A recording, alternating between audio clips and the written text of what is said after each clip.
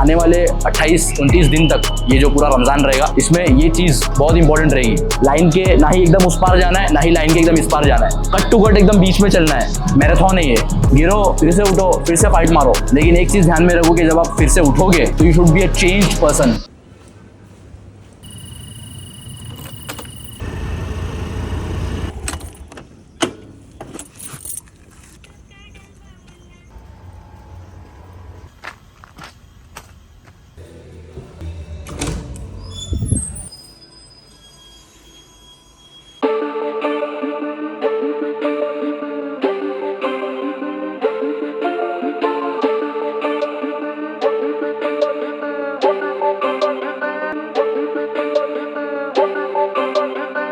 काफ़ी हद तक सारी चीज़ें चेंज हो चुकी है in terms of my diet, sleep और वाटर इनटेक भी मेरा ऑलमोस्ट 50% कम हो चुका है। तो उसके हिसाब से मैंने अपने वर्कआउट्स डिज़ाइन किए, शेड्यूल किए। वर्कआउट रिलेटेड, डाइट रिलेटेड सारी चीज़ें मैं कवर करने की कोशिश करूँगा जितने डिटेल में और जितने अच्छे से हो सके इन आने वाले 27-28 दिनों में। तो और 1-2 वार्म अप सेट्स लगाते और उसके बाद will move to our working sets.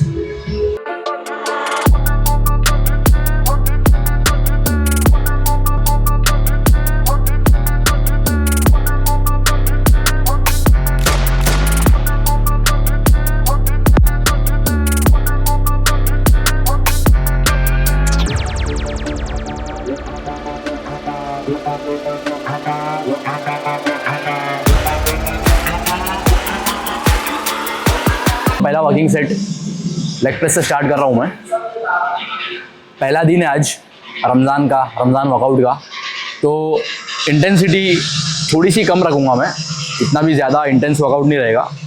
थोड़ा सा ये ध्यान में रखते हुए कि बॉडी अभी पिछले 14 घंटे तक फास्टिंग में थी बॉडी, तो उस चीज़ को ध्यान में रखते हुए वर्कआउट की इंटेंसिटी थोड़ी सी यूजुअल इंटेंसिटी से थोड़ी सी कम होगी। और सिर्फ लेग्स है आज, यूजुअली मेरा लेग्स और शोल्डर होता है, आज सिर्फ लेग्स ट्रेन कर रहा हूँ मैं, तो इतना टाइम नहीं लगना चाहिए, फटाफट हो जाएगा वर्कआउट। क्वाड्स, हैमस्ट्रिंग्स और काफ्स, ये तीनों ट्रेन करने वाला हूँ मैं। लेग प्रेस में मैं थोड़ा सा स्टांस को वाइड करके मैं अबडक्टर्स को एंगेज कर लूँगा। आइसोलेशन में अबडक्टर्स को ट्रेन नहीं करूँगा आज, वक्त के तकाजे की वजह से। अगर आपके पास टाइम कम है तो ज़रूरी नहीं है आपको कुछ ना कुछ स्किप कर दो, कुछ छोड़ दो, कुछ आगे पीछे कर दो। आप सारी चीज़ें कर सकते हो अगर आपके पास टूल्स एंड टेक्निक्स है कि कैसे चीज़ों को एग्जीक्यूट करना है। फ्री वेट नहीं लेंगे आज, मशीन में खेलेंगे, लेकिन उतना ही इफेक्टिव वर्कआउट होगा और उतना ही अच्छा वर्कआउट होगा। तो लेट्स गो।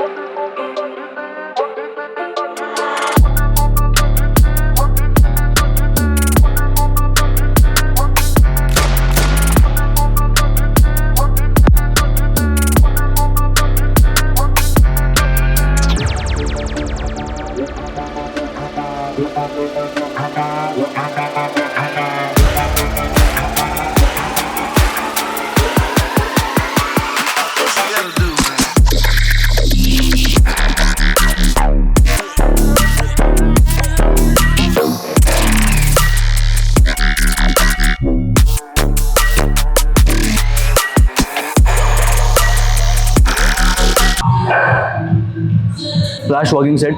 उसके बाद सेकेंड क्वाड एक्सरसाइज पे मूव ऑन करेंगे। थोड़ा सा और आइसोलेशन में क्वाड को एंगेज करने की कोशिश करेंगे।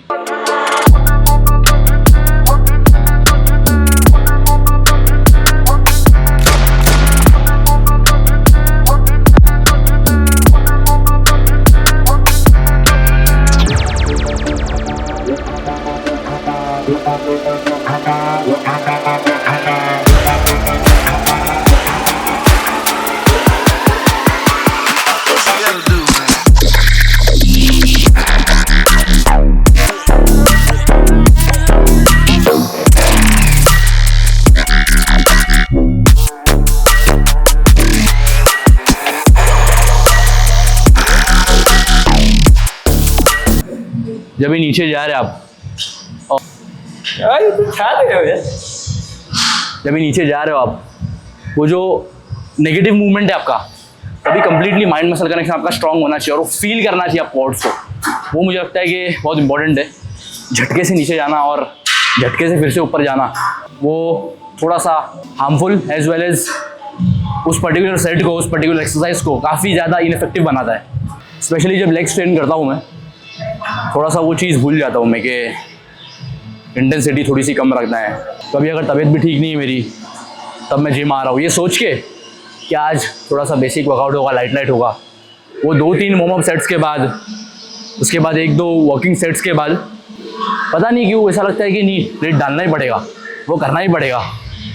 हालांकि ये अच्छी बात भी है ये, और डिसएडवांटेज भी है इसका, क्योंकि अगर आप अपना 100% फील नहीं कर रहे हो और उसके बावजूद इंटेंसिटी अपनी 110% दे रहे हो, तो हो सकता है वो रिटर्न अपने पे अटैक करेगा। तो ये प्रिकॉशन बहुत ज़रूरी है। तो ये मैं बेसिकली इस पर काम कर रहा हूँ, अपनी बॉडी की कंडीशन को ध्यान में रखते हुए, आपकी बॉडी किस हालत में है, किस स्टेट में है, आप क्या सिचुएशन में ट्रेन कर रहे हो, ये सारी चीज़ें ध्यान में रख के उस वर्कआउट को एग्जीक्यूट करना, ये मेरे ख्याल से एक स्किल है, उसको मैं भी सीख रहा हूँ। हालांकि क्वाड्स कम्प्लीटली बर्न हो चुके हैं, कम्प्लीटली ट्रेन हो चुके हैं क्वाड्स। लेग एक्सटेंशन मशीन में जो कोई भी मेरा कंपाउंड मूवमेंट है वो हो जाता है, तो उसके बाद एक चेरी ऑन द टॉप के तौर पे मैं लेग एक्सटेंशन लेता हूँ, एक अच्छी फिनिशिंग देने के लिए अपने क्वाड्स को।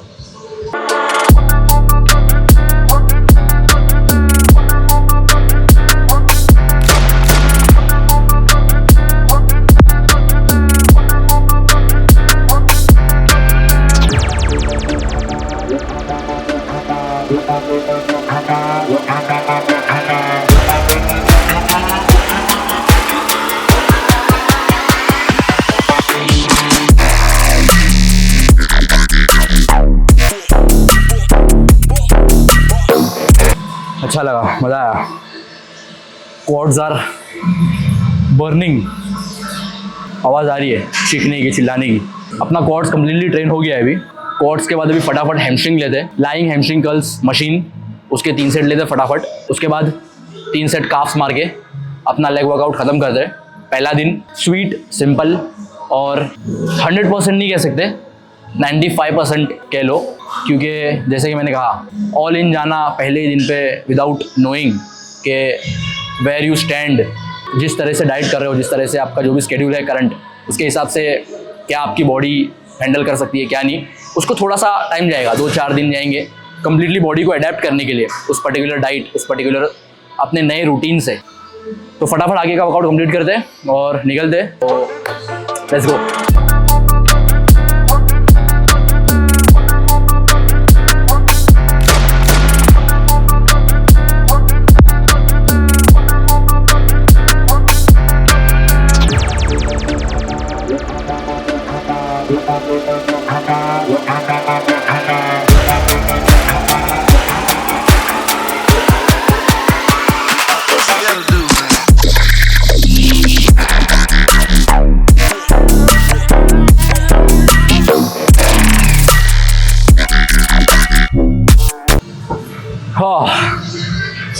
अच्छा सेट था, सेम माइंडसेट के साथ। एब्सोल्यूट फेलियर नहीं जाना है, टेक्निकल फेलियर में हिट कर रहा हूँ बेसिकली हर एक एक्सरसाइज में। टेक्निकल फेलियर यानी जिसको नहीं पता है मैं बता दूँ फटाफट, कि जब भी आप फुल रेंज ऑफ मोशन में अगर पर्टिकुलर रेप को कंप्लीट नहीं कर पा रहे हो, आपका रेप जो है पार्शियल हो जा रहा है एक पर्टिकुलर नंबर ऑफ रेप्स के बाद और आप रुक जा रहे हो, उसको टेक्निकल फेलियर बोलते हैं। हर एक एक्सरसाइज में, हर एक सेट में टेक्निकल फेलियर हिट कर रहा हूँ मैं। ये मेक श्योर कर रहा हूँ कि मैं रेंज ऑफ मोशन जो है कॉम्प्रोमाइज़ ना करूँ। फर्स्ट रेप से लेके 12-15 के रेंज में खेल रहा हूँ मैं, तो 12-15 तक फुल रेंज ऑफ मोशन में मैं ट्रेन करूँ और टेक्निकल फेलियर हिट करूँ बेसिकली। स्मार्ट वर्क, क्योंकि इसके बारे में बॉडी बिल्डिंग में स्पेशली कोई बात करता नहीं है। Hard work, consistency, grind, no doubt ये सारी चीज़ें इंपॉर्टेंट है, इसके बगैर बॉडी नहीं बनेगी। ये मुझे नहीं लगता कि किसी को पता नहीं होगा। अच्छा, कंसिस्टेंसी ज़रूरी है बॉडी बनाने के लिए, ये मुझे नहीं लगता कि किसी को शौक होगा ये बातें जान के, बातें सुन के, सबको पता है। लेकिन स्मार्ट वर्क के बारे में मुझे ऐसा लगता है कि बहुत कम बात की जाती है, बहुत कम इसके बारे में चर्चा की जाती है कि आपको हार्ड वर्क के साथ साथ, इंटेंसिटी के साथ साथ आपको चीज़ें स्मार्टली भी एग्जीक्यूट करना है। आपका वर्कआउट, आपका डाइट, आपकी रिकवरी, हर एक चीज़ आपको स्मार्टली एग्जीक्यूट करना है, क्योंकि इंटेंसिटी आप एक्सरसाइज में लगाओगे, वर्कआउट में लगाओगे, आप रिकवरी में, आपके डाइट में, इसमें इंटेंसिटी और इसमें सारी चीज़ें काम नहीं आती है, इसमें ये काम आता है। जितना ज़्यादा हो सके उतना बार बार फेल हो जाओ, बार बार गिरो, गिर के बार बार उठो, and that will make you wise, that will give you wisdom. और वो बार बार करने के बाद आप स्मार्ट वर्क का जो पाथ है उस पर जा पाओगे। I don't want to be too philosophical और बहुत ज़्यादा मुझे ऐसा ज्ञान नहीं फैलना है, जो आपको सही लगता है वो करो, लेकिन एक चीज़ हमेशा ध्यान रखो कि मैराथन है ये, जोश खरोश में आके 4-5 दिन, हफ्ता भर, महीना भर में आपका कुछ नहीं होने वाला है। Month after month, year after year आप जब कॉन्स्टेंटली, कंसिस्टेंटली घस रहे हो और कंसिस्टेंट हो उस पर्टिकुलर चीज़ में, चाहे वो एक्सरसाइज हो, चाहे वो डाइट हो, चाहे वो रिकवरी, कुछ भी हो, देन एंड ओनली देन आपको रिजल्ट मिलेगा, आपको वो जो मीठा फल है वो मिलेगा, वो सारी चीज़ें करने के बाद। तो गिरने से डरो मत, बल्कि उसको एज अ लर्निंग कर्व के तौर पे लो। गिरो, फिर से उठो, फिर से फाइट मारो, फिर से आपको लाइफ नीचे गिराएगी, फिर से गिरो, फिर उठो। लेकिन एक चीज़ ध्यान में रखो कि जब आप फिर से उठोगे तो you should be a changed person. आप गिर के जब दोबारा उठ रहे हो तो आप वही गलती नहीं कर सकते, नहीं तो आपका बार बार गिरना जो है लाजमी हो जाएगा। तो ये चीज़ गिर के उठने के बाद ध्यान में रखो कि फिर से दोबारा वही गलती नहीं करनी है, नई गलती करनी है और एडवांस्ड गलती करनी है, और उन गलतियों को और आगे जाके और सुधारना है। तो बहुत ज़्यादा फिलोसफी झाड़ रहा हूँ मैं, टाइम अपने पास ज़्यादा है नहीं। काफ्स फटाफट ट्रेन करते हैं, जिस तरीके से हमने अपने क्वाड्स और हैमस्ट्रिंग्स को, उसी तरीके से अपने काफ्स को ट्रेन करेंगे फटाफट, और वर्कआउट ख़त्म करके फटाफट घर जाके सैरी करेंगे। Let's go.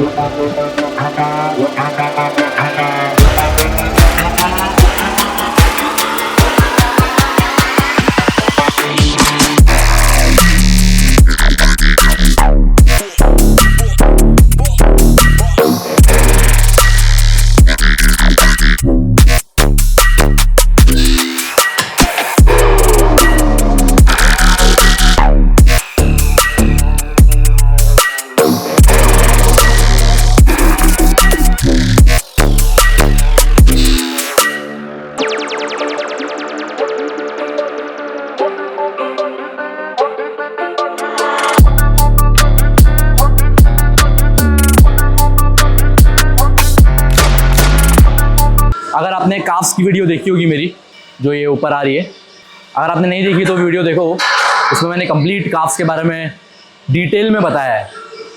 जेनेटिक्स का कितना बड़ा रोल है, रीसेंट स्टडीज़ क्या बताती है काफ्स के बारे में, वो मैंने उसके ऊपर डिटेल में पूरा वीडियो बनाया। उस वीडियो में जो मैंने बताया और जो मैं यूजुअली करता हूँ हमेशा मेरे काफ्स ट्रेनिंग में, उस तरीके से मैं आज ट्रेन नहीं कर रहा हूँ अपने काफ्स को, सिर्फ टेक्निकल फेलियर हिट कर रहा हूँ मैं।